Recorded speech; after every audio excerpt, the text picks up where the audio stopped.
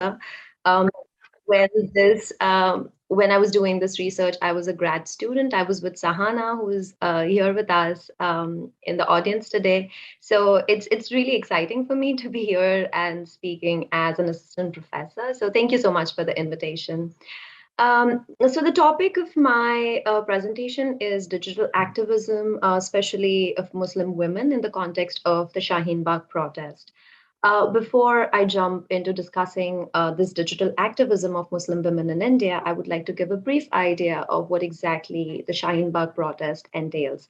So I was at Shaheen Bagh in December 2019, and Muslim women were protesting there. They were on the streets across the country, and they were witnessing a massive uproar against the then recently introduced Citizenship Amendment Act of 2019. People across India had started gathering on the streets around December 2019. They were organizing protests to contest this act because the act was designed to provide citizenship status on a religious basis.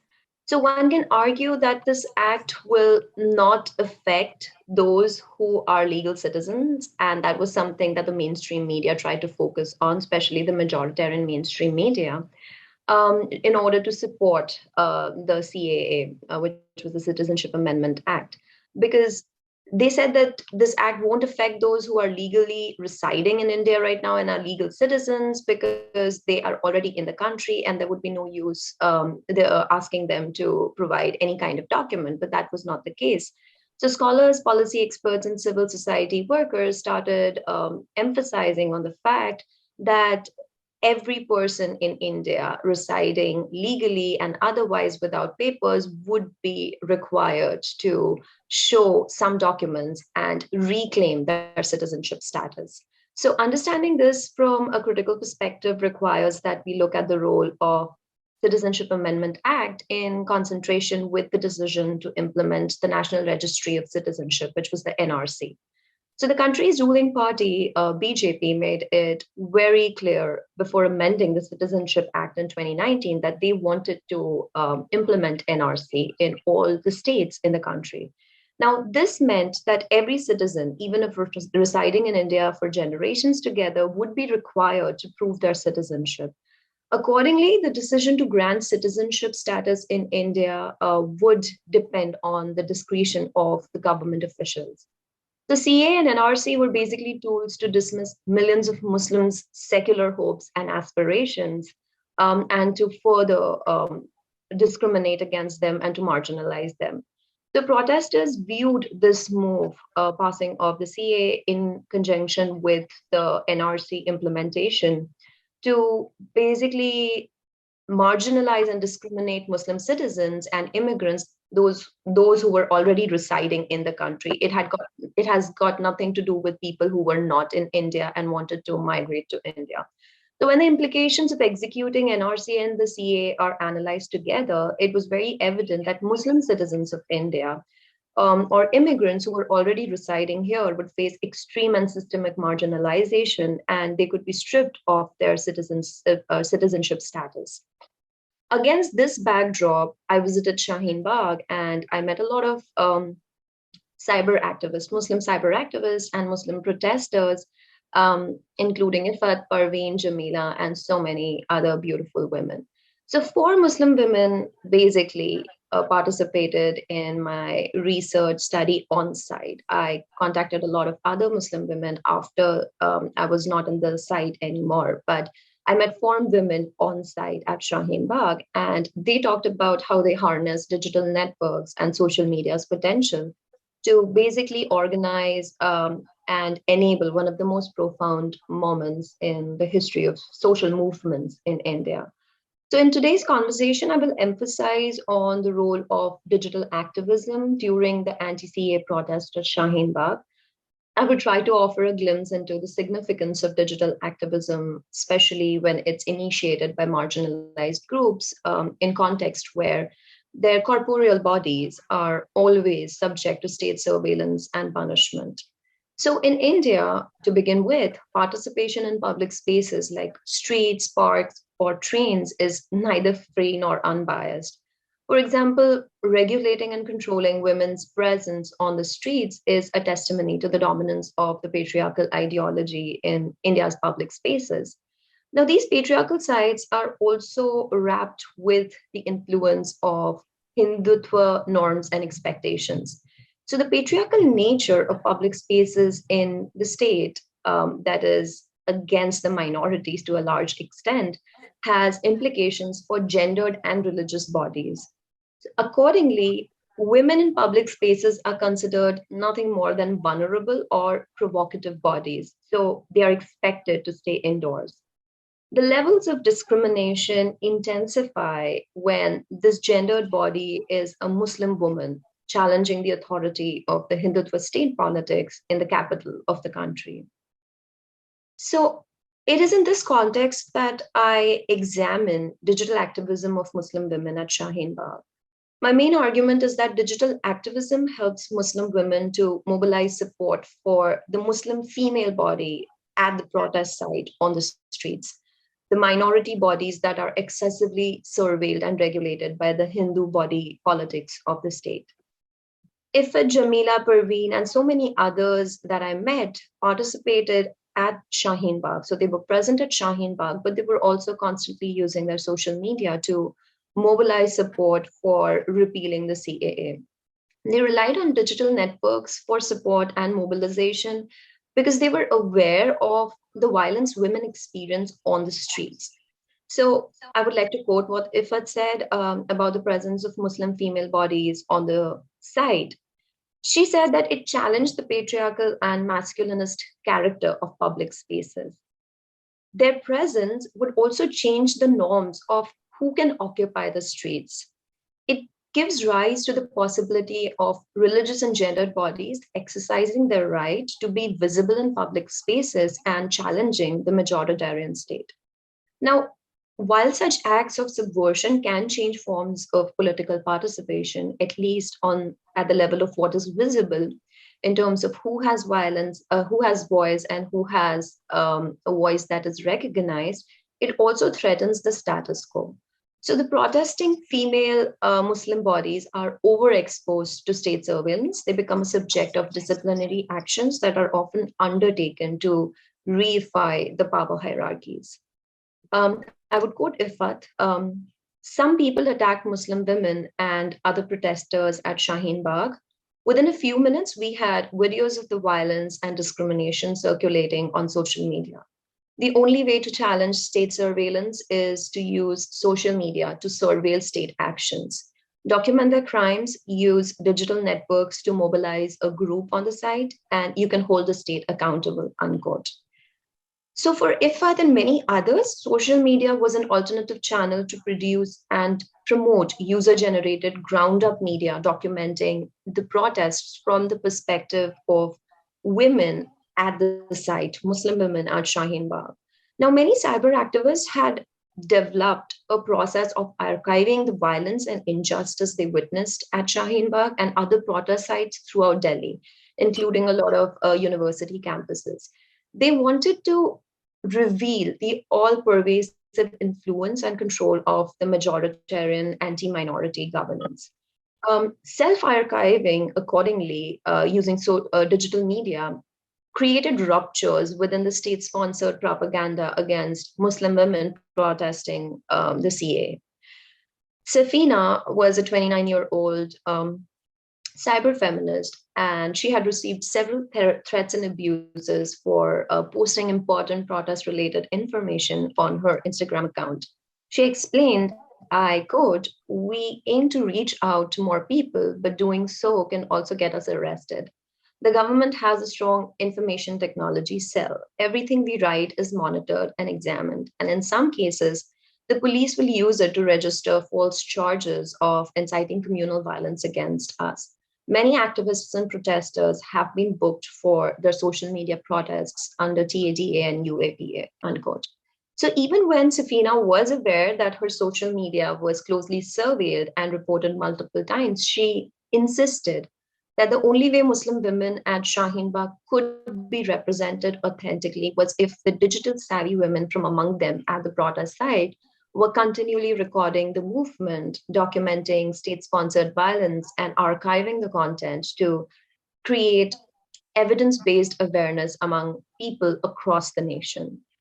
She would also emphasize the importance of user-generated documentation of state-sponsored violence as an antithesis to the pro-majoritarian coverage, media coverage, mainstream coverage of the protests that was being peddled by media houses that are supported by the majoritarian government and state in India. So some of the key takeaways about digital activism at Shaheen Bagh was that Muslim cyber activists were aware of social media's limitations and inherent threats, but they often emphasized that they had learned ways to navigate through the online abuse. They had learned to create and sustain movements to challenge the Hindutva patriarchal public spaces through their networks and online participation. In this instance, when they were using their social media and their digital networks, what was also evident is that they were trying to create a narrative that would authenticate and justify the need for Muslim women to be present at Shaheen Bagh. One of the main reasons Muslim women were at Shaheen Bagh was because police in India often engage in a practice called combing. So combing is where if you are involved in any form of anti-government or anti-authority protest or movement, the police will identify you, they will reach your house, and they will arrest the men in your house on false charges. And then even if you get bail, they'll again press false charges. So they basically focus on men from every household. So the presence of Muslim women at Shaheen Bagh was also a kind of way to shield men because they have still not started combing Muslim women so frequently as they do men in Muslim households. And what the Muslim cyber activists were doing using their digital networks was creating a second line of defense and shield for the Muslim women by making sure that they were also trying to have some sort of international support and solidarity and create pressure on the government. The second key takeaway was that Muslim women at Shaheen Bagh were deploying their bodies to create a different form of visibility. They were trying to change the nature of these spaces. Women protesters were intentionally using hijab or burqa-clad bodies to populate the masculine public sites with their gendered and religious presence. Though this seems just like a practice to reclaim the public space, it was also very strategic because if they were being surveilled by state-sponsored cameras and other surveillance technology, using burqa would help them avoid that kind of surveillance. So that made it easier for them to say that they are participating with their bodies while anonymizing their identity to avoid any kind of state discipline and punishment techniques. For women who were Muslim women who were actually using their digital networks, that was more difficult because it was easier to identify who is the creator of social media profile and who is posting from which IP address. So they knew what are the kind of dangers that were inherent to or threats inherent to using digital networks, but they did that anyway because they realized that to sustain that movement which was going on ground, they needed networks that would create some sort of solidarity across religious, class, and national boundaries. So when they were doing all of these things, they were also actively challenging the stereotypical representations of Muslim women as people without any agency of their own. So when you look at the larger discourse about Muslim women in India, they are often represented as victims of patriarchy, as if the heteronormative gender norms are exclusive to the Muslim community. So Aisha, for example, was a 40-year-old Muslim protester, and she was a high school teacher, and I met her at Shaheen Bagh.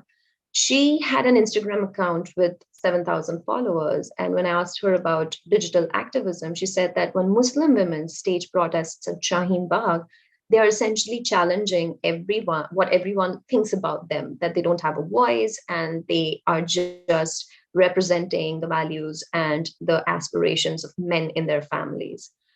She had received a lot of hate from far-right Hindu men on her Instagram account. And they were basically very upset when they realized that Muslim women could not be identified as simply properties of Muslim men. They had an identity of their own, and they were trying to establish that sort of identity through digital networks.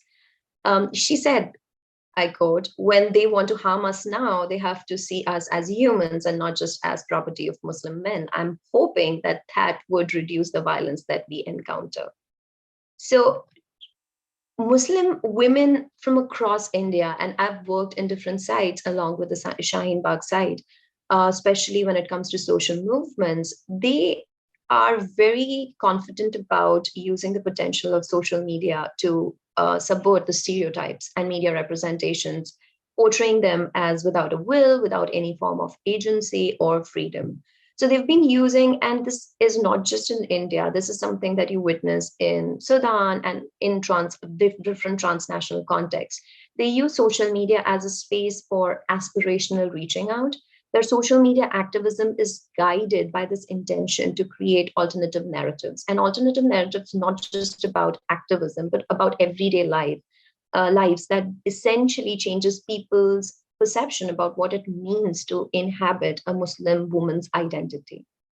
My final submission about Muslim women's digital activism is that using digital networks to sustain and strengthen locally embedded protest movements gives rise to changing modes of communication and different forms of activism. For example, the presence of Muslim women peacefully protesting at Shaheen Bagh and claiming their right to question the government to occupy these public spaces also changed the field of visibility on the street. Who has the right to occupy the street or to stage a dissent in India? Now, this presence on the street is documented and digitally archived, thus introducing a semi-permanent dent in people's perception of who constitute the public in a country that is extremely majoritarian in its governance and practices. Muslim women's digital activism at Shaheen Bagh also reflects ethics of care. So, the ethics of care theory is of critical importance within the fields of moral philosophy and feminist work. Though the earliest articulation of ethics of care was limited to a focus on women's morality and of nurturing, later conceptualizations have led to establish care as both a political and a moral value. So this is what I observed, that they were using care as a strategic decision while they were organizing and digitally documenting the protests happening at Shaheen Bagh. They were trying to sustain an online momentum through digital activism to support the demands of Muslim women at site. And they were trying to create a sense of solidarity across territories among the online and offline protesters and activists. Digital activism also shielded a lot of women who couldn't be there at the protest site because they had their own fears and apprehensions. So, digital activism was essential in turning the surveillance eye onto the state forces, the police, and the pro CA supporters through user generated content. So, the power of this protest, I believe, and I argue, cannot be reduced to individual efforts. The Shaheen Bagh protest was sustained by collaborative work on site and through digital activism of so many Muslim women who couldn't be there but wanted to participate in different ways possible.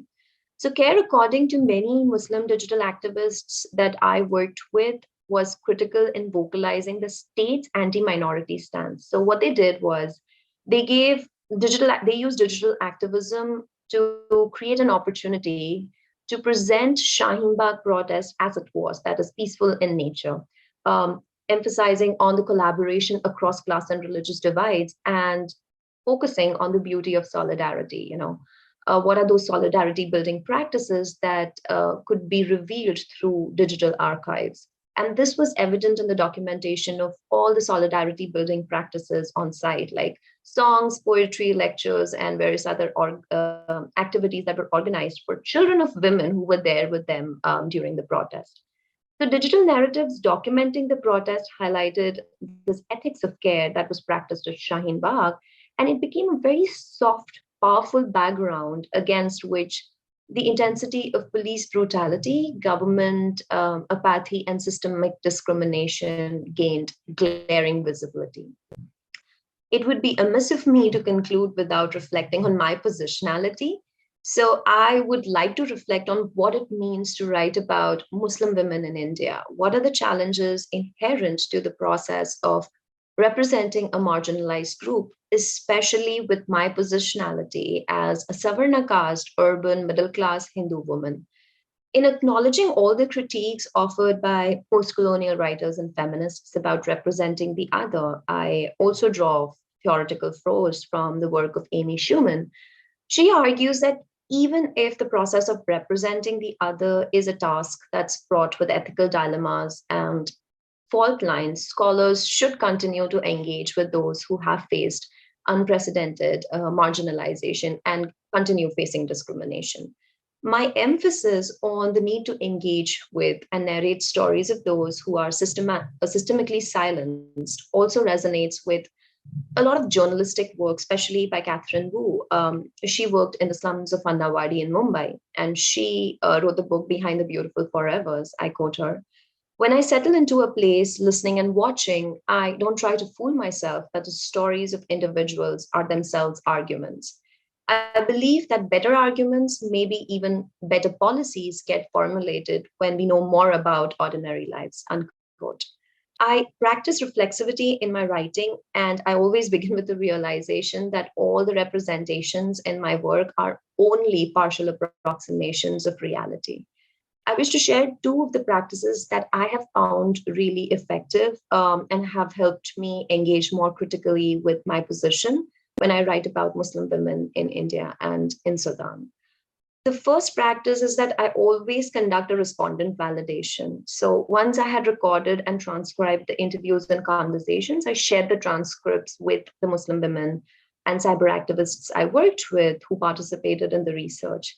We generally go through the transcripts together, and I encourage the participants to highlight gaps in my interpretation as I unpack the conversation with them. And second, I always declare my identity right in the beginning. This sometimes creates doubts among the participants, but it is also a very effective way of establishing a good rapport and giving them this space to ask questions in order to resolve their doubts. So, laying out my positionality often encourages participants to ask me questions, to basically unpack and dig into my motivations and intentions. Sometimes it becomes a little uncomfortable, but I think the power resides in sitting with that kind of discomfort and engaging with it.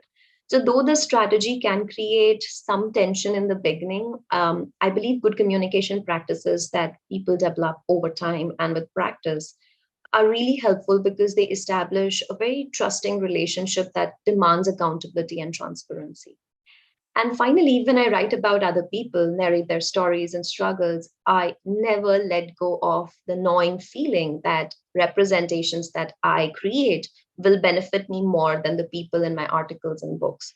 I'm not suggesting giving into this writer's guilt, ethnographer's guilt, and not writing about other people at all. Instead, I suggest that we create a space for this feeling in our hearts and minds, and we let it guide us to always be reflexive of not just what we say, but also how we say it. Not just the articles, but the process, or books, but the process that leads to those final outcomes. If I know something that if I know something for sure, it is that representations matter a lot. If the representations we are producing as a writer do not enable and support an already marginalized community, I'd rather say it's better not to say anything at all. So inhabiting this acknowledgement and doubt for me has been very critical in ensuring that my representations are, to the best of my knowledge, based in practices of justice and equity. They also help me to make sure that I'm not just writing about them, but I'm trying to write with them. Thank you.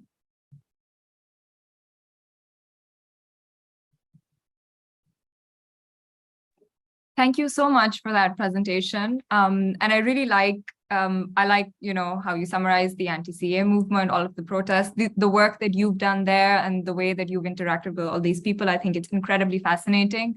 And I really look forward to the Q&A where we can talk a little bit more about your experiences as well.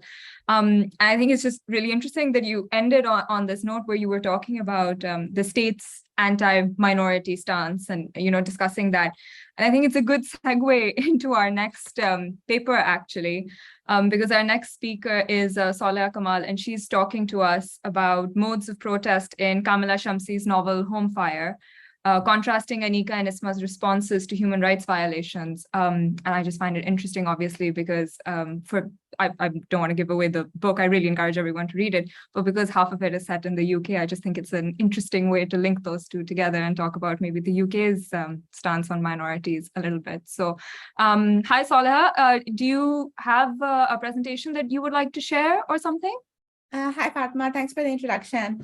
I do think there's a link there as well, so we'll get into that. I do have a presentation. I'll just share my screen now. Amazing. Yeah.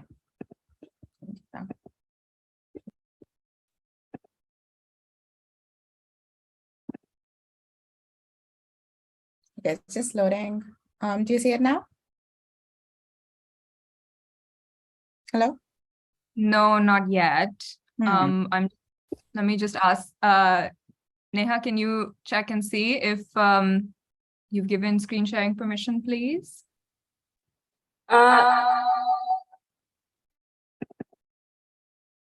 It's working now. Okay, cool. Sorry, Neha. Thanks. Yeah, no worries. Okay, let's load that again. Can you see it? Yeah, hello? Absolutely. Yeah, okay, awesome. Yeah, so I'll just jump into it now then. Go ahead. Yeah, so we're looking at Kamla Shamsi's Home Fire here, and it's a 2017 novel that's a contemporary retelling of Sophocles' famous play Antigone, and it's also a biting critique of the international human rights regime, and it gets into, minorities and Muslimness in the UK, but also tangentially in the US, in Pakistan, and like all across the world. So I feel like this novel provides a useful case study for two different modes of protest in response to human rights violations. And this is the two sisters here. So the two sisters who are at the heart of this text are Anika and Isma. And Isma represents Yasmin from the Sophocles play, and Anika represents Antigone. So these two sisters, they've grown up under state surveillance. And that's because of their Muslimness, but also because of their race and their absentee father's choices. And as they're growing up, they're made acutely aware of the limitations placed on them by the UK government. When confronted, both recognize injustice and invoke the language of human rights, but they respond in markedly different ways. So Isma, who's the older sister, she's aware that having rights on paper is not the same thing as having rights in practice, but she chooses to protest through her academic work, and instead performs a docile acquiescence in her lived experience. Anika, on the other hand, doesn't see the need to adjust, and she wants to be loud in her protest. And that's where their disagreement kind of begins. So Anika, in an echo of Audre Lorde's contention that the master's house, tools will never dismantle the master's house, chooses to speak out against injustice at every turn, and she demands this kind of ethical justice that places her at odds with her sister. So as in Antigone, the focus here is on citizenship, rights, and the state. And hanging over Home Fire is the specter of Adil Pasha, who's their absentee father, who long after abandoning his family engages in potential terrorist activity, and he dies in detention, leaving his family under extra scrutiny in the eyes of the British state. The family is deprived of information about his death and expected to intuit that they're better off without him and kind of not mention him at all. Adil then becomes the novel's first dehumanized subject. And this is apparent in the ways that he is not grieved and he is not to be grieved. Since the human, as per Judith Butler, quote, is not a universal condition, it is a category. I'm so sorry, Sauleha, to interrupt you, but if you're changing slides, we can't see that. I just wanted to tell you. Really? What can you see? I'm not sure why. This happened in another panel yesterday as well. I think it's just if you go in your screen sharing settings, you should be sharing the present window. I can see the title page. Oh, can you upload the slides? I did send them through. If you've sent them through, then Yeah. I can just run it for I you. think Yeah, that'll be absolutely. easier because I don't know what's Let me happening. Sorry about just pull them up. Yeah. No, this happened before. You know, it's just every computer has different settings and Zoom doesn't like to cooperate. that. But yeah, no, I have your PowerPoint right here. So I'll open it up. Yeah. So if you could just go to the second slide now. Great. Thank you. Okay, all good? Give me 1 second. Just if you just stop sharing, then I'll do it. Oh, I think yours is working out. Will you move? Oh, it's fine. I'll just do it. Okay. Don't worry. Yeah, okay. Can you see that? Okay, great. Thank you so much. Yeah, so just go to the second one. Here. Yeah, so we're talking about their father, and he becomes his first dehumanized subject in this novel. And as per Judith Butler, he becomes somebody who's not to be grieved because the human is this kind of is not a universal condition. It is the category, and that category becomes apparent based on the grievability of the subject's death. It is the ungrievability of his father's death, however, that leaves the novel's Polynices Pervez vulnerable to ISIS recruitment, to a recruiter who promises him information about his father. And then Pervez, of course, becomes the novel's second dehumanized subject who is not to be grieved. And when he is killed, the media reports that he is sullying the very soil in death by having his grave in the UK, and that people are like spitting on his grave, and even in death, he is not treated as a human being. So if you could go to slide 3, please. Yeah, so before we go further, I want to return to like the beginning. So when Homefire opens, Isma is about to miss her flight because she has been held up in the interrogation room at the airport. So we have the scene here that she's in the interrogation room at the airport. She's heading to her sociology PhD program, but she's stopped because of both her religious and racial markers in the history of her father. Anticipating this, quote, she'd make sure not to pack anything that would invite comment or questions. So no Quran, no family pictures, no books on her areas of academic interest, unquote. Yet this act of stripping herself of her Muslim identity does nothing to stave off the dehumanizing experience that she undergoes at the airport nonetheless, where she's questioned about her life, her profession, and of course, her Britishness. Shamsi punctuates these attempts to dehumanize Isma with flashbacks to Isma's rehearsals with her younger sister, Anika. Anika, as I said before, is more outspoken than her sister, and as a law student, more confident in the power of the law. But as someone who is younger, she is as yet unaware of the exceptions to which Isma has long been subjected. In the siblings' rehearsals, humor becomes a way to reclaim agency in the face of this stripping of dignity. So Anika tells Isma tells Anika, you know, you don't have to be so compliant about everything. For instance, if they ask you about the queen, just say, as an Asian, I have to admire her color palette. It's important to show at least a tiny bit of contempt for the whole process. Isma dismisses Anika's words as youthful naivety, and she gives a general, more palatable answer when she's interrogated. If you could go to slide 4, please, Fatima. Thank you. Yeah, so this discrimination that they both face is a function of their Muslimness and also of Islamophobia in the United Kingdom. Not only do these moments at the beginning foreshadow the drama that begins to unfold between the sisters based on their opposing responses, they also focus on human rights and reinforce the fact that rights are not guaranteed to all humans. We know through Talal Asad and Hannah Arendt that human rights are kind of tempered and mediated through race. So for instance, Talal Asad finds that in the US context, Blacks were at once born American with citizenship rights only in the United States. And they were human beings who happened to be Black and therefore discriminated against by white Americans. So then one aspect of birth here diminishes the other, rendering the idea of human rights abstract and ineffective. So here, Isma and Anika are facing this same kind of treatment. So for minorities, it emerges that one fact of birth can then negate the other, and that punctures a hole in our understanding of human rights. Again, any help that Isma receives is through acts of solidarity from other Muslim women. So there's her neighbor, her PhD supervisor, and a Muslim customer service officer at Heathrow. But she continues to, protest in a quieter way. If you could go to slide 5, please. So Anika and Isma both invoke the language of human rights.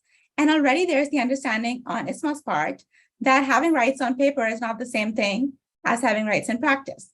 Isma is aware that dignity and access to human rights is not guaranteed to her and her sister because of who they are. Furthermore, if human rights are only available to the individual through the nation state, then the fact that Isma has to prove her Britishness at the airport is critical. The interrogation officer wants to know her thoughts on Shias, homosexuals, the Queen, democracy, the Great British Bake Off, the invasion of Iraq, Israel, suicide bombers, dating websites. His questions reveal that someone who looks like Isma can only prove her Britishness, that is, her belonging and her access to rights, if she provides evidence of accessing a certain kind of worldview. Solely by being seen as British, then she can access rights and dignity that are meant to be guaranteed to all human beings, but are really only available to citizens in practice. So Isma channels her protest through her PhD work, and she even resolves to sever contact with her brother as soon as she becomes aware of his having left for Syria. This is how she survives in her everyday life. She does not try to protest against the state in any way that might threaten her life, right? Because she's playing it safe for the sake of her family and herself. When she needs to intervene on her siblings' behalf, she goes through the official channels, even approaching Home Secretary Karamat Lone, who is the novel's Kiran, to request help towards the end. So Isma consistently shows this faith in the system and tries to move through them. If you could go to slide 6, please. Thank you. Anika, on the other hand, as is evident from the opening scene, is more unwilling to tolerate injustice, and she demands equality. She studies the law, so she's aware of that, and she kind of insists on this idealistic version of how human rights should be distributed. She has a complicated relationship with religion as a young Muslim woman. She believes and she finds comfort in prayer, but she holds a greater allegiance to her brother. So she doesn't want to cut contact with her brother at all, and she tries to help him. Indeed, she begins a relationship with Home Secretary's son as a way to help Pervez return home. So Anika rejects concessions and demands equality. This is visible through the novel portrayal of the two sisters, but it really only comes to the fore when Anika's twin brother Pervez dies. So Pervez is a troubled and impressionable teenager who is lured into Syria by ISIS, and Anika tries to help Pervez return once he realizes what he's done is wrong. But Pervez is killed trying to escape ISIS, and subsequently he's maligned as a terrorist in the British media. Next slide. So the novel reaches its climax when Anika, following the death of her brother, stages a mournful protest outside the British High Commission in Karachi, crying over Pervez's body and demanding that she be allowed to take him home to London. Shamsi complicates the burial and dignity equation as Anika's protest actively impedes Pervez's burial so that it can happen in London, where Anika can mourn him at his grave. In fact, she exposes his body in order to insist on his dignity, which reverses the indignity of exposure that consumes Sophocles' Antigone. Anika's cry, however, is just as powerful as her classical predecessor. It is her deep lamentation that ends up shaking the Home Secretary when her mournful, quote, howl deeper than a girl reverberates into his office and he's forced to take a step back. Anika's almost animal-like wail is so powerful that it shakes the polis, here represented by the Home Secretary, Karamat Lone. Next slide. So here in Home Fire, we have this, through Anika's protest, we have this kind of conflict between the law and justice. So Anika, after going through this experience, starts to differentiate between the two. And in her own words here, which we see on the screen, Anika goes to Pakistan for justice. So at the center of this modern day Antigone is a question about the nature of human rights and who is excluded from them. In the end, Anika, a law student who previously believed in the power of the law, asks for justice, but finds that the law does not offer it. Through her lamentation protest then, Anika demands an ethical justice, refusing to accept Isma's limited self-regulating version of freedom. And instead, in this quote that you see on the screen, she says, in the stories of wicked tyrants, men and women are punished with exile, bodies are kept from families. I am here to ask for justice. So again, it is Home Fire's contention through this that tragedy can be a force that moves the political forward in productive ways that logic or civility cannot.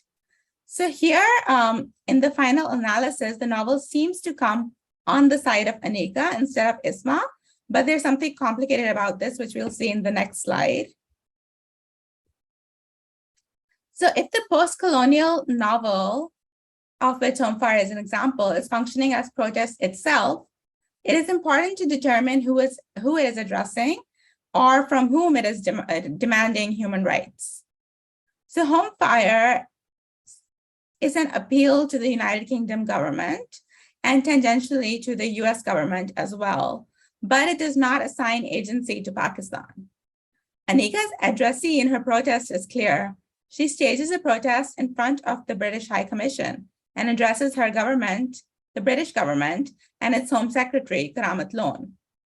But returning to the question, who is the novel addressing itself?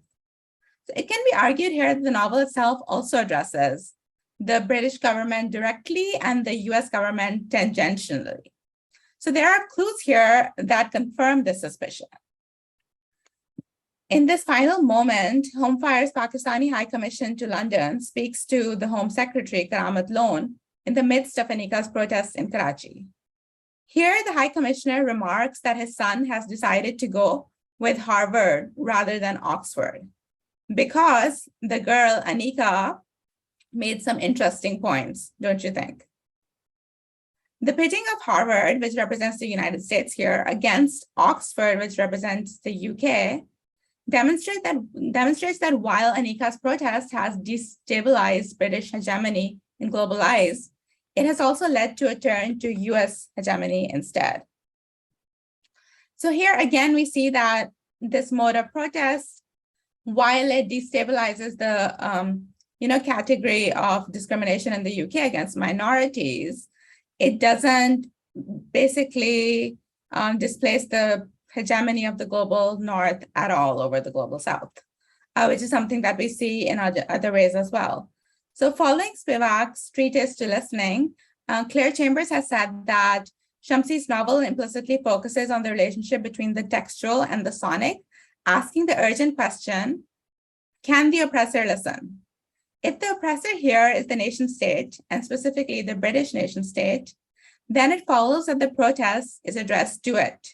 So it's worth considering here that whether the question of the addressee is the right question to ask at all, because it might be the only question that the human rights conscious post-colonial novel can ask, because the global North is the only one in the position to kind of rectify these harms that they have done. Is there instead a vision of human rights discourse that does not involve appealing to a Western hegemony? Or will international human rights law always be predicated on such a power differential that it does not make sense for the post-colonial novel to address anyone else in its protest? All this plays into the dynamics of the global literary marketplace and the mainstream publishing industry as well, which again is housed in the centers of New York and London, again privileging the global North and its opinions. So we don't have enough time to get into that, but I discussed the publishing industry and the politics of that elsewhere. Thank you. Thank you so much for that, Sauleha. So many interesting ideas. I really like this novel, and I really like the reading that you've done of it from this lens of human rights. I remember when it came out, Sajid Javid had just become Home Secretary, and there was that whole thing where everyone was like, Kamala Shamsi is psychic because she has predicted this. Yeah. Absolutely. So yeah, no, it's really interesting to come back to it now, however many years later, and now think about who's in the running for Prime Minister in the UK and all those questions about representation and all of that. I really like how you brought up this really interesting point about belonging and hence the access that you get to rights. And I think again, this is this panel, if I do say so myself, has been structured very well, because I think this leads really nicely into our next paper, where Bhawana Pillai will talk to us about recounting the prison as home and the home as prison in Anjuman Zamarud Habib's Prisoner Number 100. And if I've pronounced anything wrong, I'm very apologetic. Please feel free to correct me. But Bhawana, if you have any materials you would like to share, please go ahead. I'm not sure if you've sent me any. I did not, yes. I have a paper that I'm going to be reading from, and I will be sharing screens and just showing the book cover that I'm going to be analyzing and talking about. And hi everyone, I'm Bhawana Pillai, and I'm a PhD student, a fourth year PhD student right now at Exeter University. And I am specializing in the comparative literature, globalization, and translation track here. My research looks at women's autobiographical writings and life writings and self-life writings from the Middle Eastern, North African, and South Asian context. So I am going to be analyzing a prison memoir by the Kashmiri Muslim political activist Anjum Zamrud Habib, who was imprisoned in Delhi's Tihar jail from 2003 to 2008. And so here is, I'm just going to share my screen, and here is the book cover that I wanted to first of all share, and then I will start with my presentation. I'll basically be reading from my paper. So I have to say as a prologue right now. Right. I'm not entirely sure how to go about having two screens, because I'm worried that right. So let me just first of all, show the book, and then I guess the only way I'm going to have to, I'll be presenting, I'll be talking about it. So this was the book that Anjum Habib had published, and the book is published by Zuban. Publishers, who is India's one, and I think the only feminist publishing house in India. So I'm going to stop sharing screen because I don't think I can have both of them right now simultaneously. So I'll begin reading. My paper is titled Recounting the Prison as Home and the Home as Prison in Anjum Zamrud Habib's Prisoner Number 100. Even the 20th century saw the closing of many European empires in Asia, Africa, South, and Central America. Several decolonized countries have continued experiencing colonial structures of power due to the rise of masculinist, militaristic, religious supremacist local regimes in these regions. The Peruvian sociologist and decolonization critic Aníbal Quijano uses the term coloniality of power to explain how in contemporary post-colonial countries, despite the end of European colonialism as a formal system of political domination, the new ruling groups' socially discriminatory practices against minorities has ensured the survival of structures of colonial capitalist domination in these regions. In the essay Coloniality and Modernity, Rationality, Quijano tells us that Eurocentric epistemological discourses use the rhetoric of modernity and rationality to construct non-European groups as racial, as quote-unquote racial, ethnic, anthropological, or national others in order to establish the myth of the colonizer's superiority over the colonized and to perpetuate structures of colonial domination. While Quijano discusses the construction of race as a key factor in producing the structure of colonial domination in Latin America, in case of the contemporary Indian context, the colonial legacy of Hindu-Muslim religious divide and the othering constructed by the British administration and perpetuated by the majoritarian Hindu supremacist nation state follows similar strategies of social, economic, and political discriminations against people of minority ethnic groups, such as the Kashmiri Muslims. The Kashmiri Muslims in South Asia have been seeking autonomy from the Indian state and struggling for their rights for a separate national identity since the formation of India and Pakistan in 1947. However, Since 1989, the Tehreek or Kashmiri resistance movement for separate nationhood took a violent turn with the rise of militant fundamentalist struggle in the valley. The Indian state's reactionary military occupation of the Kashmir Valley, its control over the people, resources, and modes of life and production of the region through use of naked militaristic violence, the infliction of draconian laws such as quota and AFSPA, and cultural domination speaks to several patterns and mechanisms of colonial repression used by the post-colonial state to create terror and subjugation among the Kashmiri people and curb their political resistance and demand for azad. In this essay, I study the Kashmiri woman political activist Anjum Zamrud Habib's self-narration of her experience of unlawful detention by the Indian state in her book, Prisoner Number 100, that was published by Zuban Press in 2011. Habib was imprisoned from 2003 to 2008 under the Prevention of Terrorism Act by the Indian state in Delhi's Tihar jail in the aftermath of the 2001 December attack on the Indian Parliament on false charges of having links with Pakistani terror organizations. I study Habib's accounting of her prison experience as keeping up with the tradition of the form of prison memoir for her narration of the individual Kashmiri political prisoners' experience of physical torture, mental anguish, and alienation at the hands of the repressive Indian state. While at the same time, she situates her prison experience as part and extension of the Kashmiri people's communal experience of state torture, humiliation, surveillance, and their active political resistance against the Indian state. Barbara Harlow, who has written extensively on prison accounts by political detainees participating in resistance movements in global south regions, tells us that the writing of prison memoirs from contexts of political resistance should not be viewed as a simple literary activity that the prisoner undertakes to describe his or her experience of incarceration.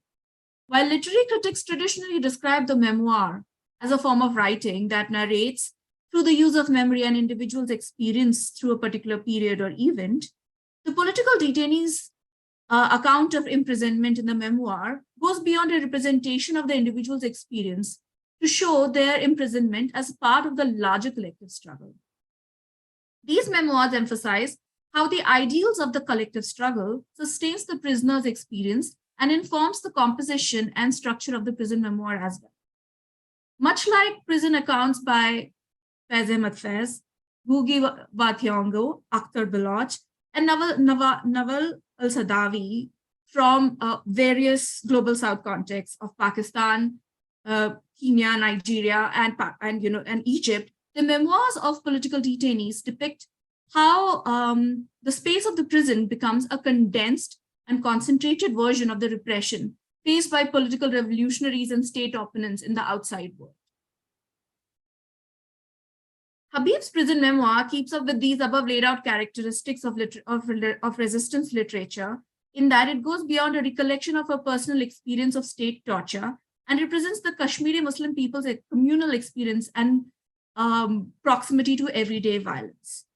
It speaks to how the colonial occupations and forceful militarization of Kashmir and the constant violence between the Indian security forces and the anti-Indian state militant outfits has turned the Kashmiri homeland and the people's homes into hostile territories akin to prisons unfit for everyday peaceful existence.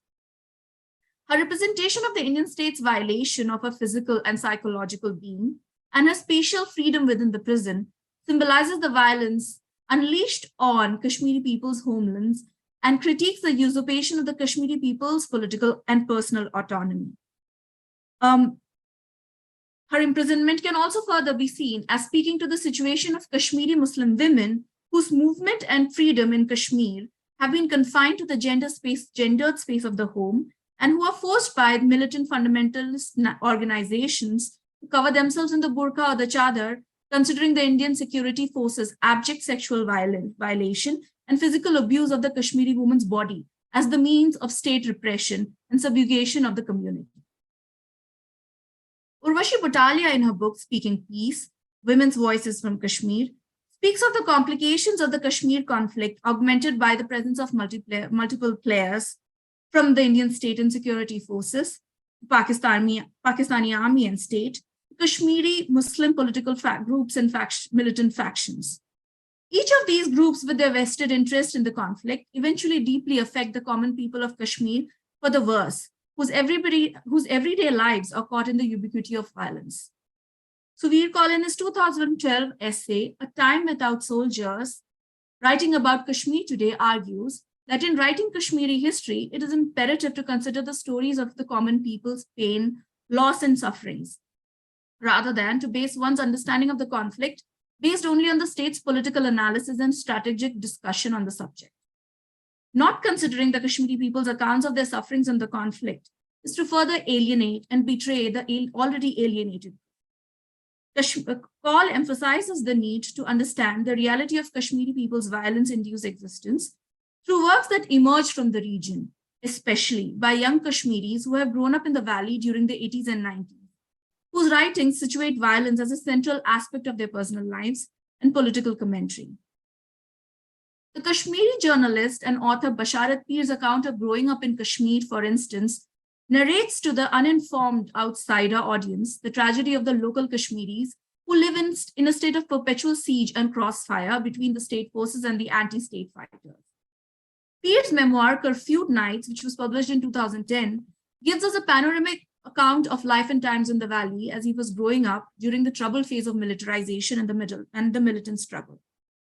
The memoir narrates how living conditions in the valley changed from the less troubled phase of the 1970s to the more polarized atmosphere of the 80s and the 90s after the sham elections of the 1987 that installed a proxy Indian government in the region.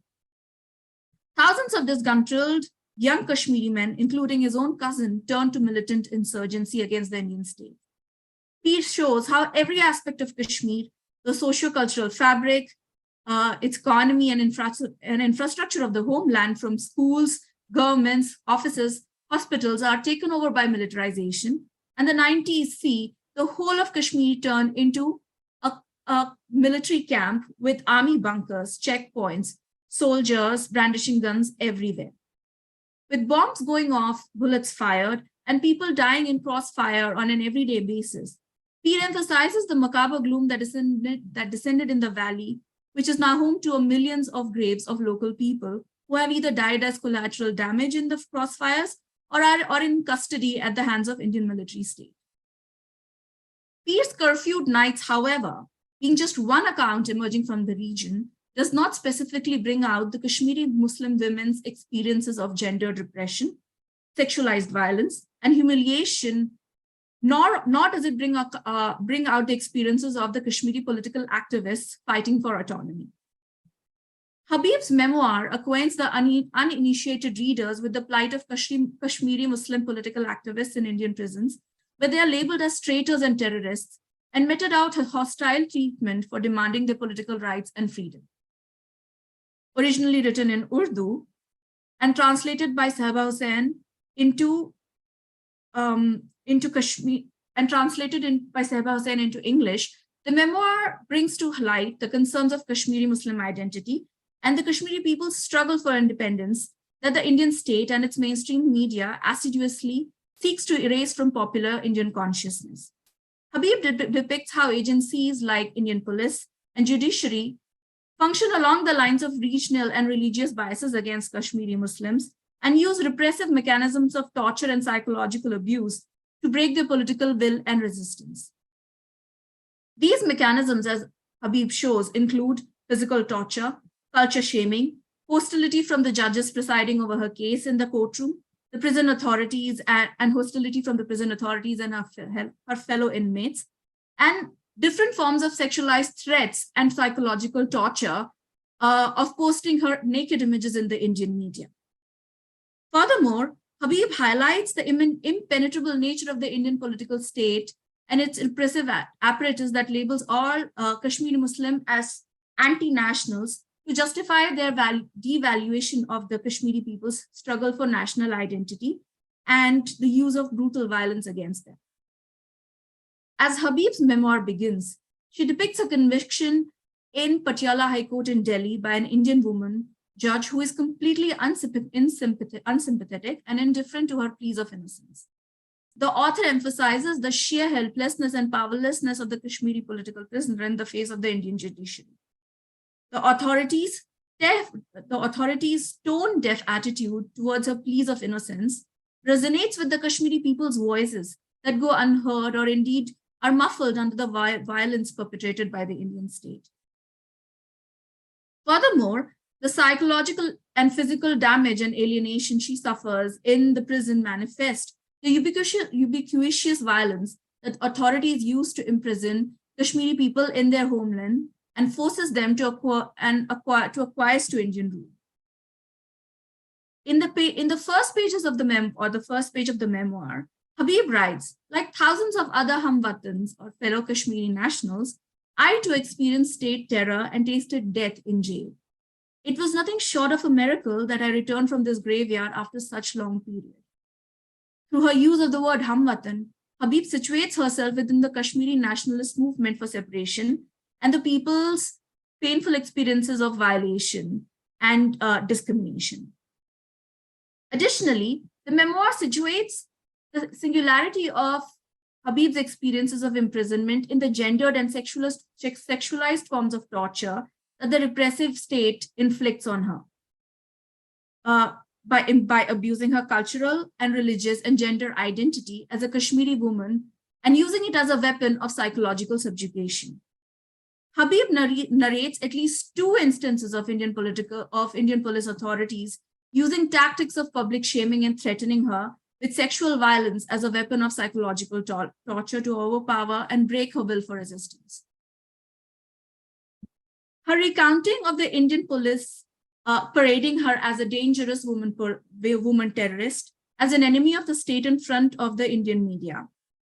Her recounting also of her gagging and not being allowed to defend her innocence in front of the Indian media make for 2 other instances of her public shaming.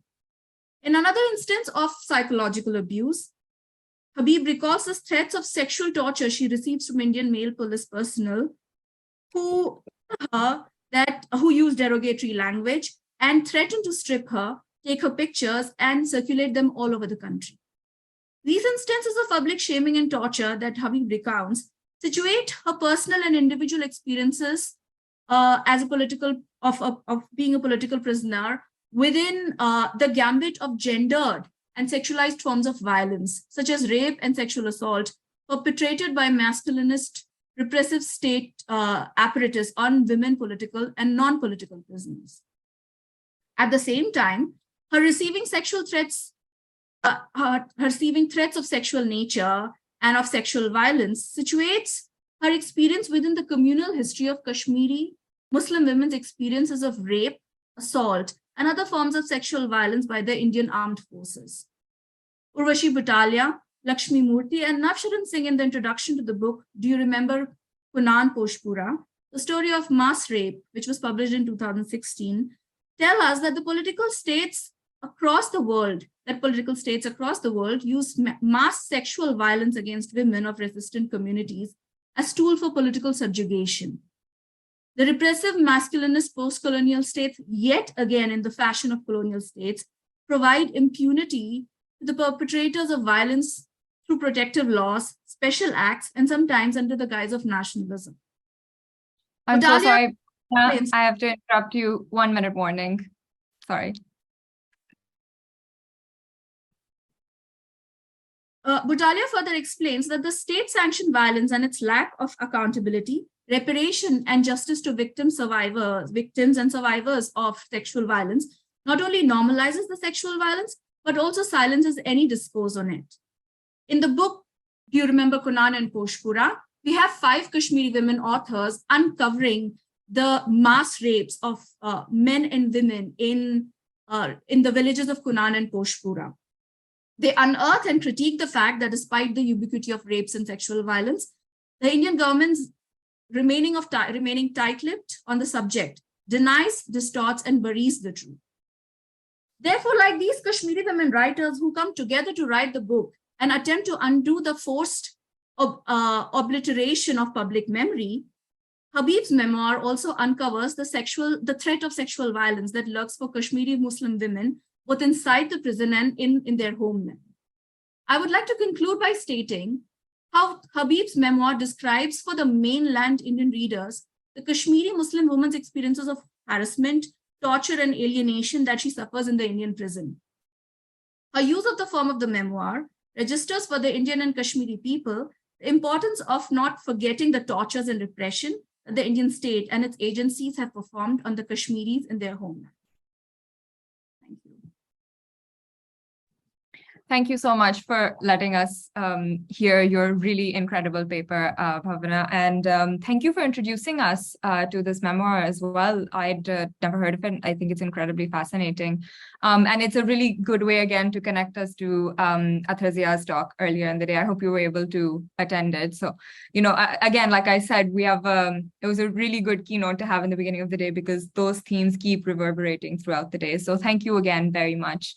I won't waste any more time. We'll move on very quickly. Our next speaker is Cecilie Mueenuddin, and she is going to be talking to us about the Aurat March of Pakistan, and her paper is titled Anatomy of a Backlash, the Aurat March of Pakistan. Hi, Cecilie.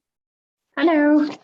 Let's see, I have some slides. I sent them to you, but am I supposed to share them somehow? I can share them for you if you want, that's fine. I can do it. It's just I'm not very skilled at this. I haven't. Where do I click to do that? If you go down where the green button says share screen, yeah, just click that, and then it should give you a bunch of options. Just find where your slides are right. on those options. And then I go to slideshow on it, maybe.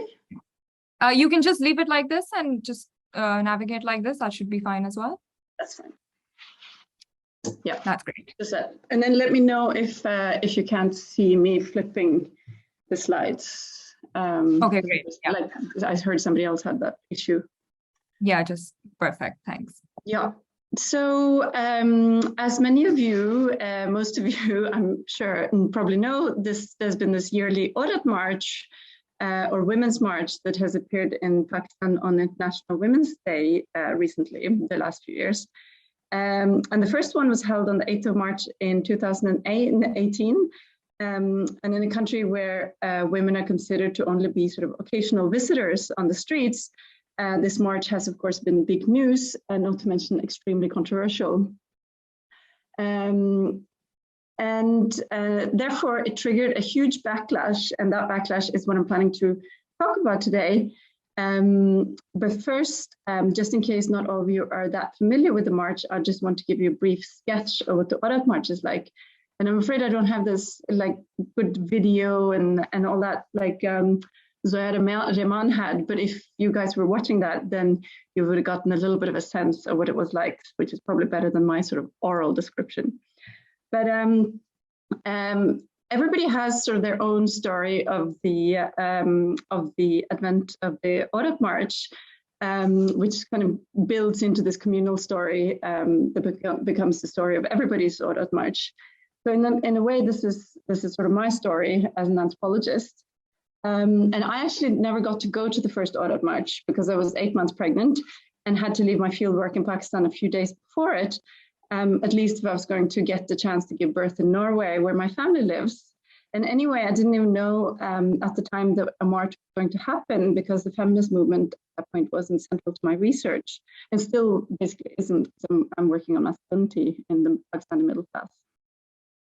And I also had a pretty bad case of pelvic girdle pain, which meant that I couldn't go to the Women's March in Oslo either because I couldn't really walk much. So on the 8th of March that year, I sat home while my son was in kindergarten, having sunk into this sort of exhaustion that takes over the last few weeks before one gives birth. And because I was too tired to do anything useful, I should have been going through my notes from my fieldwork that had just ended and so on. I was instead probably checking my social media feeds pretty frequently. And at some point, they started filling up with posts from this Aurat March, which was then like nobody had heard of it before. And a trickle of posts soon became a deluge, and my social media feeds were filled with pictures and videos of women marching in a procession chanting Azadi, meaning freedom, and pictures of women later sitting together in big, cheerful crowds, and of women from a surprising variety of backgrounds, social backgrounds, dancing and singing. And in the pictures and the videos, people were smiling and laughing, and the whole thing seemed like a big, joyous celebration. Posts were coming in from 3 cities at once, from Karachi, Lahore, and Islamabad. And apparently, as I later learned, the march had originally been planned in Karachi, but at the last minute, as the word got out, people also gathered for similar marches in Lahore and Islamabad. And on social media, there were also hundreds of pictures of these posters that have now become so iconic of the Aurat March. These sort of creative, funny, and often quite cheeky posters that were all very critical of the patriarchy in some way. Yeah, you're seeing me flipping slides now, right? Yeah, that's good. Yes, I am, yeah. So lots of these posters were later seized upon by the media and the public, who thought that they were controversial. And I'll talk a bit more about that in just a moment. But I think, like everyone else who supports feminism, I thought the posters were fantastic, and I loved the way they were posted and reposted until they seemed to be absolutely everywhere on the internet. And what was so striking about these posters was that they loudly and visibly, and above all in public, broke through established boundaries of patriarchy in Pakistan by critiquing issues that were normally considered untouchable. But not only the posters were controversial, but a lot of men also found the march itself controversial, and I also probably women, but I talked to men in particular about this. Although they objected to women being out on the streets and not observing parda, I think it also briefly turned their world on its head, because women literally took over the streets for an afternoon, which is normally men's domain. It was as if women had finally had enough of suffering silently and of the cultural ideal of sabr, or patience, and had decided to tell the world all about their pent-up frustration with gender inequality. At the same time, I think it was interesting to see that one poster also alluded to the wariness with the ongoing struggle for women's rights that is often so palpable among feminist activists in Pakistan. And this was a young poet who carried a poster with a quote from a poem saying, "All the women in me are tired." And over the days following the Aurat March, my social media feeds kept being flooded by these images, and often they were accompanied by exclamations about what a glorious day it had been. Later, people would tell me that it had been the most beautiful sunny day, that people had laughed and smiled, protested and celebrated, and that they had felt unstoppable and euphoric as people on the sidelines stopped and gaped at them. But then came the backlash. And it started right away, even as the march ended. The Aurat March has now become a yearly event, arranged in several cities every year, beyond the original 3 cities also. And alongside the backlash has also become a yearly event. And this backlash has focused very strongly on these posters appearing in the marches, which have often been called vulgar, immodest, shameless, and anti-Islamic. And here's a collection of the most controversial slogans from posters from 2018 to 2021, although I followed the Aurat March most closely from 2018 to 2020, so this is not in any way an exhaustive list. But looking at these, one can sort of begin to see some common themes emerge, suggesting what people objected to about the Aurat March. It was about women not wanting to do the work that is commonly assigned to women in the household, like cooking and serving food, tidying and picking up socks, and being sexually available to their husbands. It was also about women breaking with norms of respectability, wanting to wander the streets freely, wanting to sit however they want, wanting to divorce if they're unhappy, wanting sexual freedom, but also about women just using words like jism or body and dick in public. And these posters were an important reason why the march sparked such a moral panic, because people felt that they threatened the values of society, and in particular the institution of the family, in which the hierarchy between men and women is so central. As a part of the backlash, the Aurat March now also faces regular attempts to stop it and delegitimize it. And here are just some examples of attempts to stop the march. And Zoya Rahman also earlier talked about the blasphemy charges. So, for example, they've had their posters doctored to confirm people's idea that all feminists want is to have free sex and walk around naked. They've been accused of blasphemy, as Zoya Rahman talked about. There have been outright attempts to ban it or stop it. And I also heard reports that in this incident that Zoya Rahman actually mentioned earlier also, when these mosque men were throwing stones at the marchers, some were also flashing themselves and threatening the women in the march with rape, and all of this under a banner saying that men are women's guardians and protectors. And the irony seemed lost on these men. And at this point, lots has already been written, particularly in the media, to try and analyze the backlash and explain the reasons for it. And much of that is very, very good. So I'm not necessarily trying to reinvent any wheels here, but I'm rather trying to sort of build on that commentary.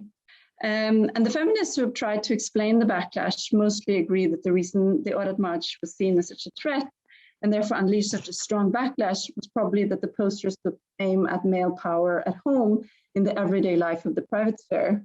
And this was a clear departure from previous feminist activism in Pakistan, which mainly focused on state and legal reforms, while staying away from the private sphere mainly.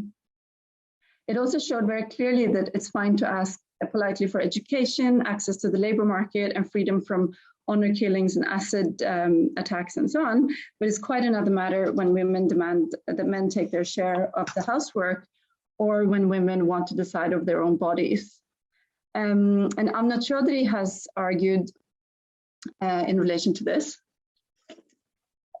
that the Audit March and the backlash against it also made visible a division between sort of good feminism and bad feminism, in which good feminists should focus on education and work for women and on stopping honor killings, whereas bad feminists who want sexual freedom and who question notions of honor and respectability are considered culturally disruptive.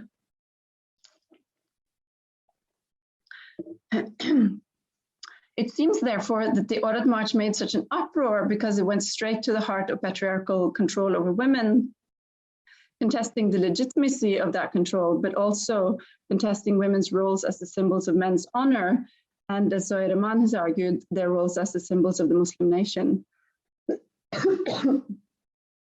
And here I have found Mansbridge and Shame's theory of backlash quite useful, because they argue that backlash is an effort to regain power and privileges that have been lost or that are perceived as threatened. So they see power as a capacity to get things done a specific way that serves the powerful. And when that power is threatened, there's usually a backlash because nobody likes to lose privileges that they've gotten used to. However, interestingly, excuse me,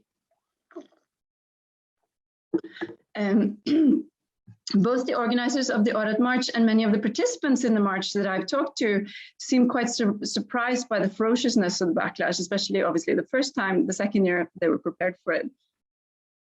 But as Michelle Rowley argues, this sensational kind of backlash that we saw in Pakistan could actually be seen as an integrated and essential part of systems of oppression. It's a built-in mechanism designed to protect the status quo and to prevent the machinery that maintains male privilege from failing. And it should therefore be expected when that there's a backlash when those privileges are attacked. In fact, it would seem that the strength of the backlash in Pakistan is a sure sign that the custodians of male power felt quite properly shaken. Now, feminist scholars trying to re-theorize backlash have also recently argued that the idea of backlash doesn't just describe sensational or unusual events like the Audit March backlash, nor should it be seen as something deviating from the norm necessarily. These scholars argue that larger events of backlash are built on the smaller, more everyday forms of backlash that people live with in their daily lives. And I know the symposium is about women's lives and focus on women's lives, but as we all know, and as the Audit March backlash in fact shows quite clearly, women's lives don't exist in a vacuum, but are intimately connected with men's lives and opinions. So we can trace these everyday forms of backlash into people's lives, both women and men. And for women, for instance, they can show up as an example when they want to stay in a job, but are forced to quit because they earn more than their husbands or because their mother-in-law wants them to stay home to take care of the house. But we can also see these everyday forms of backlash in men's lives, where men are both the perpetrators of backlash and the receivers of backlash. So for example, to take feminist men first, or men who try to change how they relate to women in their lives, they face a series of everyday forms of backlash as well, which is limiting their ability to change themselves or change their intimate relations. So they're often taunted, they're told that they're not real men, and they're pressured into reinforcing the hierarchy between men and women. Whereas in the category of perpetrators of backlash, I encountered men in my fieldwork who were quite supportive of certain forms of gender equality, like they wanted a working wife to help with the breadwinning, they supported women's desire to get a good education, and so on. But when the audit march came along, these men often felt personally attacked. They had somehow thought that they were the good guys, all supportive of women and all, and then the feminists come along and tell them they won't even be nice and heat their food for them. And that, on top of it, despite all the work the men did for them, the providing, the protecting, the picking and dropping, the men felt very unfairly treated by this. And these were men who were sympathetic to the march in some ways, but then felt sort of attacked in other ways. And although I can sympathize with men who struggle under narrow masculinity ideals in Pakistan, as men do many other places too, one can also read these men's responses to women's demands of equality as another smaller form of backlash. As the masculinity scholar Michael Kimmel has pointed out, men are not only used to being the center of attention, but also feel a sense of entitlement to the privileges they have as men. So therefore, when their privileged position is threatened, even those who generally support some forms of gender equality can get defensive and push back against women's attempt to change things. So I would argue that the audit march was just a dramatically more spectacular form of the smaller types of backlash that are sprinkled through through people's everyday lives. And by seeing the connection— Sorry, Cecilie, very sorry, 2-minute warning. Sorry. Yeah, I've got like half a minute left. And by seeing the connections between the spectacular and the everyday forms of backlash, I argue that we can explore the backlash to the audit march not as something that came out of the blue, but rather as a result of constant tension that builds up over time. So there we are.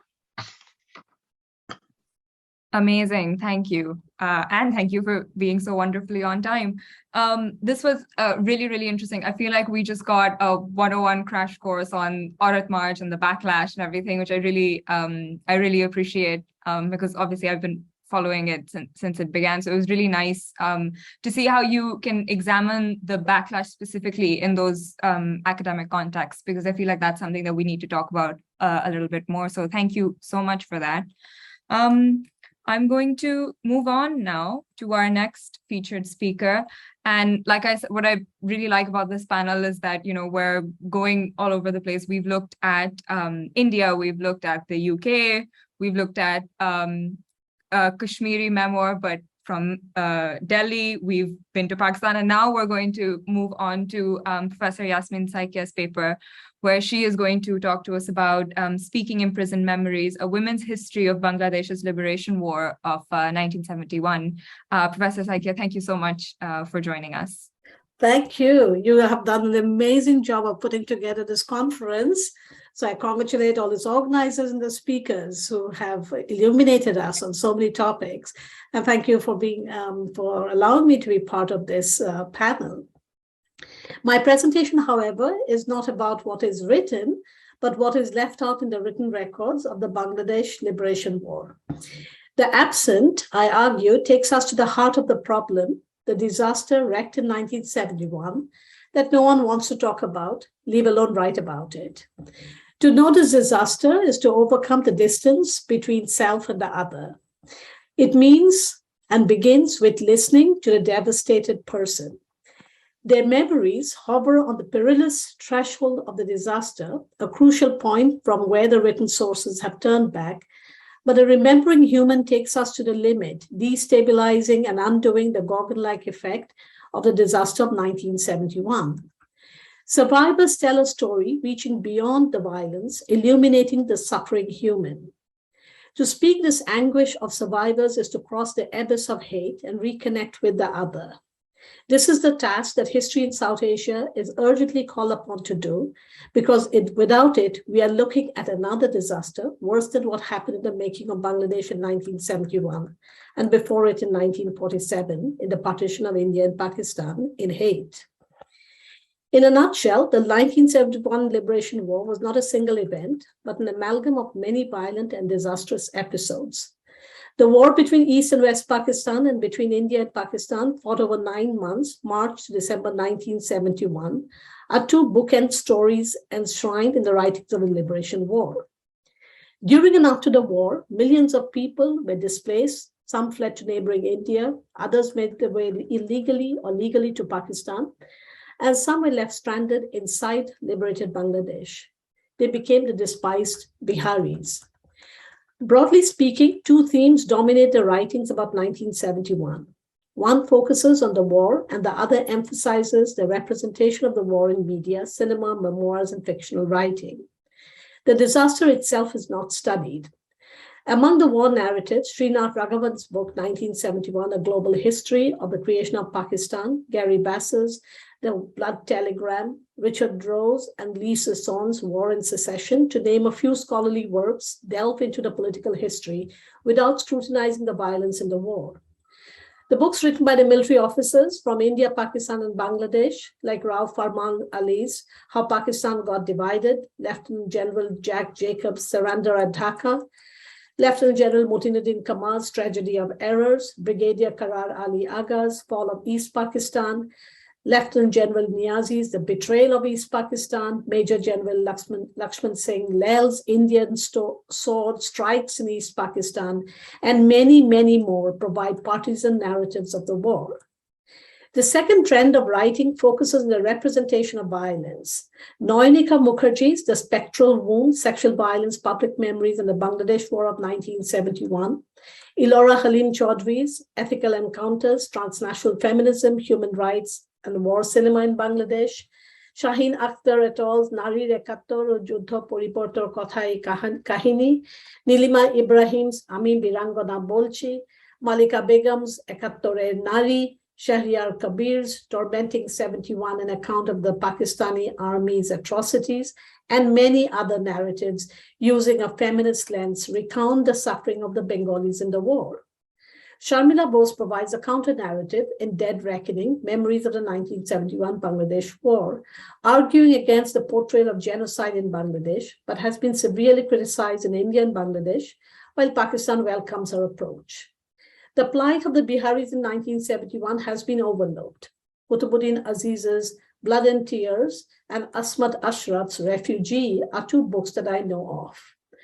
I have provided here a very tiny fraction of the vast industry publishing on 1971. One might ask, what is left out? Out of reach and situated in the past of the disastrous wartime are the memories of the victims and survivors that remain unclaimed. This memory is not about the liberated, it's about what died in the war.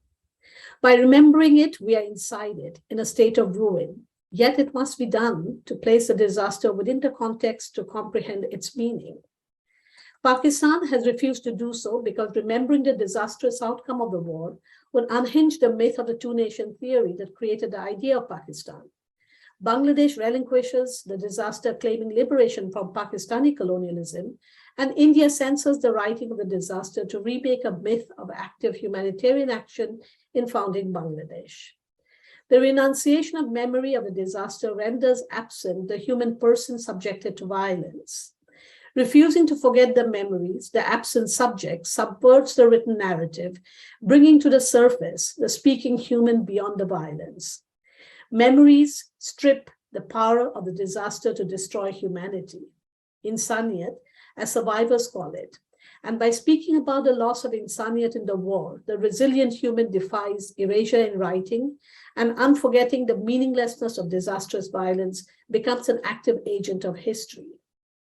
Entering the world of these memories is an intrusion, but by intruding into the forbidden memories, we reconnect with the other. Overcoming the disaster is an intimacy of knowledge that humanizes the self and the other. It is a gift and an obligation we cannot forego. I want to share with you this gift I received from the survivors, although the names are changed for anonymity. My initial encounter with survivors of 1971 started in Saidpur in northern Bangladesh, a railway town with a mixed population of Hindu and Muslim Bengalis, Biharis, and Marwaris. Even decades later, the survivors of 1971 could vividly recall the ethnic violence that broke out on March 23. Nayatullah Ara lost two of her children that day, who disappeared in an instant as they were crossing the street to seek shelter. They were there one moment clutching my hand, and they were gone the very next moment. I never found them.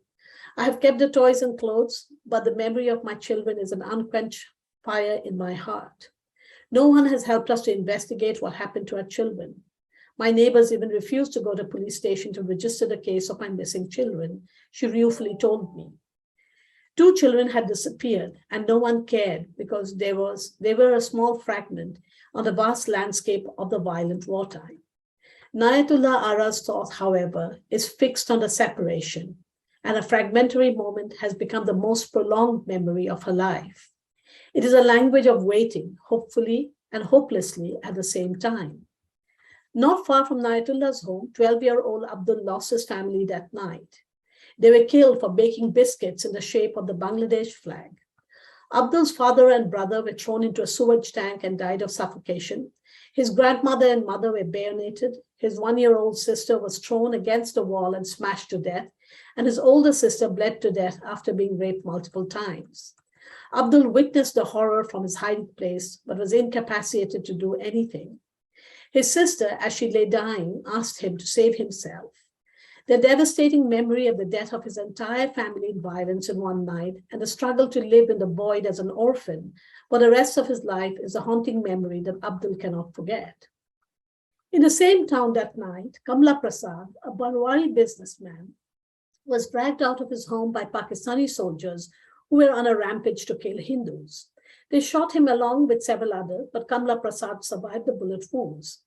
When he returned home after several days, his family disowned him because they had pronounced him dead and had performed his funeral rites.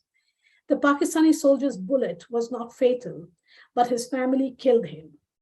His brother told me they remember Kamla Prasad at an annual puja ceremony for the dead, although Kamla Prasad lives right next door to his brother.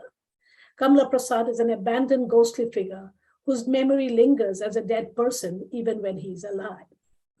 In Saidpur, Parveen Begum lived a quiet life as a wife of a doctor and a mother of 6 children. On 23rd March, her normal life would change forever. Storming into their house in search of her husband who had fled, Pakistani soldiers punished her with rape. My Bengali neighbors brought them here, she told me. How would have the Pakistani soldiers known where we live if it was not for our own people who betrayed us, she questioned. The question evokes a loss of self and community that cannot be revealed. In silence, Parveen Begum has patiently preserved every detail of the horrific experience of rape, but she has also made it disappear to continue the normalcy of her family life. She gifted me a fragment of her memory, not in the hope of recognizing her sacrifice, but by allowing me into the circle of her silent memories, she let me see the possibility of the human effort to create wholeness even when it is destroyed. Not far from Saidpur, again the same night in Dinajpur, an entire colony of Biharis was butchered by Bengali neighbors. Women like Hafiza, Shehzadi, Khadija, and Kulsum, who escaped, were transformed into stranded Pakistanis and have lived in a Bihari refugee camp since. Shehzadi described the violence in these profound words, "Insaniyat khatam ho gaya." She admonished me to tell the story because history will never do so. Obviously, it is not thought, nor the capacity to remember that disappeared. But as Shehzadi and several others made me aware, the disaster they survived made them question the problem and affirm the negation of what it sought to destroy, the human person. Such memories lay bare humanity that lacked humanity. Everywhere in Bangladesh, the memories of 1971 disaster are repeated. For each person, though, it is unique and individual memory. The personal memory of survivors affirms the intensity of violence. Who is to blame for the suffering of the human person? Scholars and commentators have distinguished between victims, martyrs, freedom fighters, perpetrators, and survivors. To outsiders commenting on the war, the hierarchy of labels and the distinction between good and bad survivors give rise to schizophrenic narratives. Those who died in the violence cannot tell their experience. They were the victims, forever silent. Survivors, and I include within this group the perpetrators, can speak about the violence. But the violence they suffered and inflicted made them silent. It is a rupture, disconnected from before and after the event they experienced. Fear, shame, trauma, loss of honor, and a host of personal and social reasons give rise to this sparse narrative in silence. Their voices, when they speak, challenge battlefield narratives, creating a story from the inside, reaching to the outside. Who is listening to this unwritten, unclaimed human story?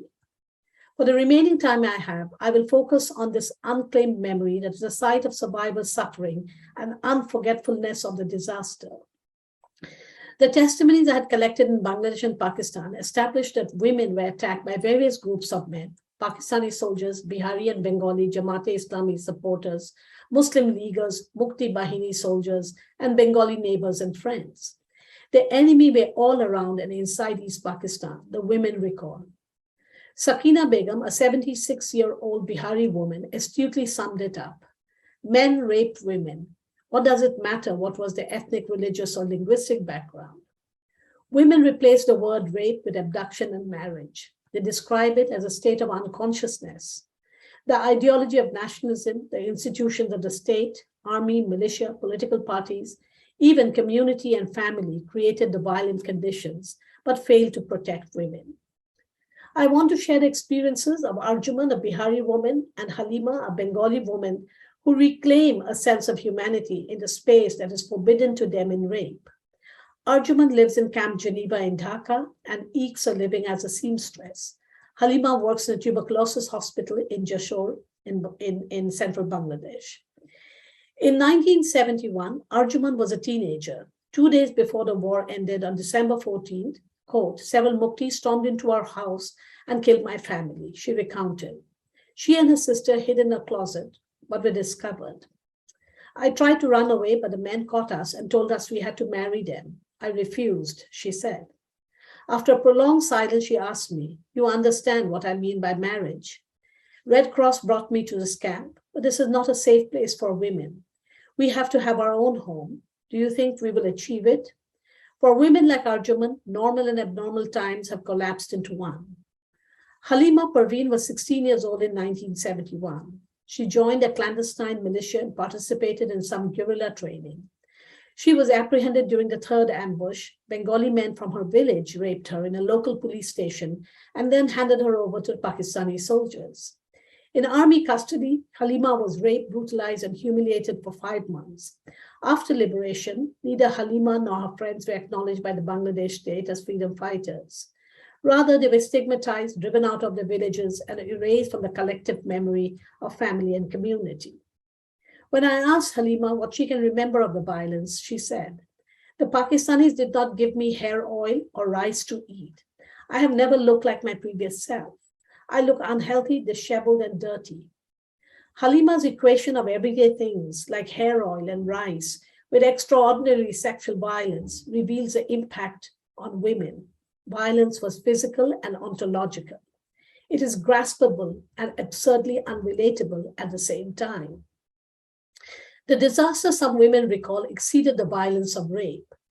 Rita's memory makes us aware of the irreparable damage of human responsibility, blurring the perpetrator's identity. In the secrecy of a bedroom, so that her husband would not hear, she revealed her tormenting memory. My brother was killed by the Pakistani army, but they were not his only killers. My brother was 19 or 20 and had joined the Mukti Bahini, the Liberation Army, in Sylhet. I was very young, 8 years old. The Pakistani soldiers ransacked our house but did not find him. They threatened to kill my father. I still remember my father. He was sitting in his easy chair. When the soldiers threatened to kill him, he did not utter a word. With a slight movement of his eyes, he indicated they should search the granary, which they did, and found my brother hiding there in fear. When they dragged him out, my brother grabbed my father's dhoti, and implored him to save him. Father simply sat there and did nothing. My father, a retired old man, had lived his life, but he was greedy for his life. He saved himself by relinquishing responsibility to his son. Who should I blame for my brother's death? This question opens a new problem, displacing the received knowledge of violence as one-sided Pakistani cruelty. It exposes a secret knowledge of violence in the intimacy of home, involving the family. There is no way to designate this memory but blot it out in silence. In faraway Karachi, Zebun-Nisa told me another poignant story of the dehumanized human. In 1971, before repatriation to Pakistan, Zebun-Nisa was held in protective custody in the Khulna jail. In the jail, two of her youngest daughters, 2 years old and a 6-month-old baby, died of hunger. Unable to pay for the funeral, the jailer agreed to throw away their bodies. Recalling their lives and death, Zebun-Nisa said quietly, they were human, but they were thrown away like garbage. The human as garbage defies comprehension. In Bangladesh, women who were reduced to garbage by rape were half-heartedly reinstated, not as a whole human person, but as a label, Birangana, marking them as a stigmatized other who was forever cast as victims. Women like Halima, Parveen Begum, and many others do not know what to do with the label Birangana because accepting it can expose them to renewed violence by society, who sees them as fallen and dishonorable. Yet the state counts and recounts them to blame the Pakistan army for the violence of rape of Bengali women. The human person disappears in consequence, and in its place is a caricatured person who is paraded for the narrow interests of the state. Very few rape survivors have claimed the designation of Birangana. The majority of survivors live in clandestine solitude, invisibly retreat so that community, family, and nation cannot find them. They are always watching for the possibility of a new disaster. It is not the power of watchfulness, but fear that grips them and renders them powerless.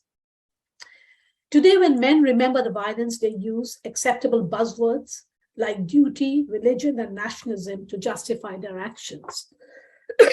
Excuse me. Except for a small minority, almost everyone who fought in the war denies committing violence. Hamid, an ordinary soldier in the Pakistan army, disrupts this silence and remorsefully admitted to me that he committed violence, but also immediately claimed he did not rape women because his zamir would not let him commit such a crime. While Hamid's ability to confess the violence is laudable, his distinction between acceptable and unacceptable violence left me dumbfounded. Hamid is deeply aware that there is no redemption. I suffer from sleeplessness even today, he confessed. Insomnia cannot make him escape his torturous memories.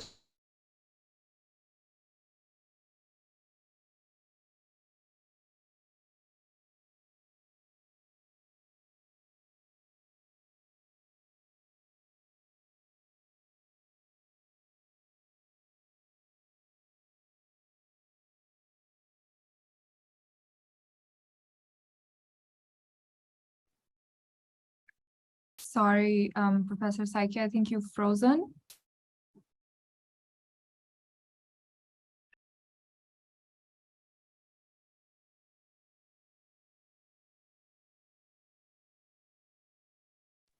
She did message me earlier on, everyone, and say that her internet is a little shaky, so she might get cut off. So Neha, if she comes back into the waiting room, please do let her in.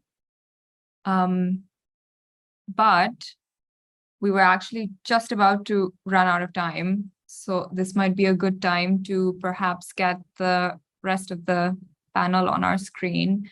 And we can hopefully start with the Q&A, and then when she comes back, we can ask her to quickly summarize and then continue. So thank you so much, everyone, for your papers. I think that Professor Saikia, especially, she's not here right now, but we obviously were all listening. And I think, again, really important topics all around, very important conversations to be had. And the interesting thing, of course, is that we are, we're having these conversations slowly but surely, but these papers have really kind of reminded me that there's a lot of scholarly work to be done on these topics as well. But just in general, having everyday conversations about them is something that doesn't happen as much. And we're hoping with topics like, sorry, I was just looking at the chat. But yeah, with topics like, panels like citizenship, resistance, and protest, and people being more and more up to date with what's going on in the world, that's something that we can maybe continue with. So Professor Saikia is back. I'm back, but my internet, as I said, has been very unstable. So I'm very sorry. No, we completely I left off. But I'll just finish with just this section. Yes. Okay. Go ahead. So today, when men remember the violence, they use acceptable buzzwords like duty, religion, and nationalism to justify their actions. Except for a small minority, almost everyone who fought in the war denies committing violence. Hamid, an ordinary soldier in the Pakistan army, disrupts this silence and remorsefully admitted to me that he committed violence, but he immediately claimed he did not rape women because his Zamir would not let him commit such a crime. While Hamid's ability to confess to the violence is laudable, his distinction between acceptable and unacceptable violence left me dumbfounded. Hamid is deeply aware that there is no redemption. I suffer from sleeplessness even today. Insomnia cannot make him escape his torturous memory, so he turns to God to seek his forgiveness. He lay watch in wakefulness, the duress of an unending malady without hope of redemption. Kajol in Chittagong, Bangladesh, admitted to me he raped a young girl in his neighborhood who was like his sister. He and his friends attacked her because the Biharis were our enemies and we had joined the Muktis to liberate Bangladesh, he reasoned. Almost immediately after his confession, he asked me to pray for his children so that they are not afflicted with suffering because of his transgressive violence. Recognizing his actions in 1970, humanizes the person he attacked and defiled, claiming filial attachment as a brother who failed to protect a sister. The bitter effects of 1971 may be a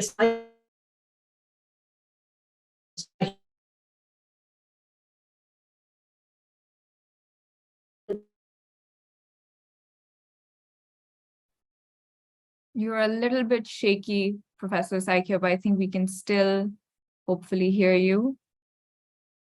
Let's see if she gets cut off again. I'm sorry, everyone, for tech issues, but I feel like when you are at a conference that centers on South Asia, tech issues are just part of the deal. My electricity went like 3 times while I was sitting here.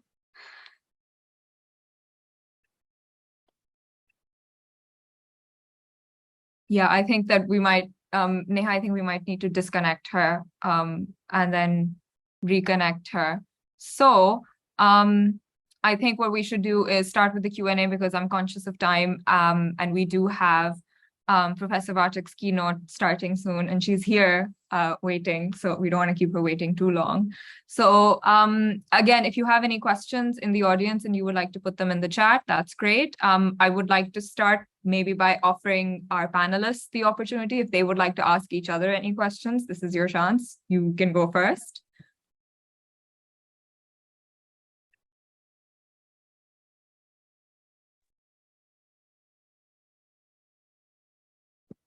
But if not, that's fine too, because I probably have something to ask.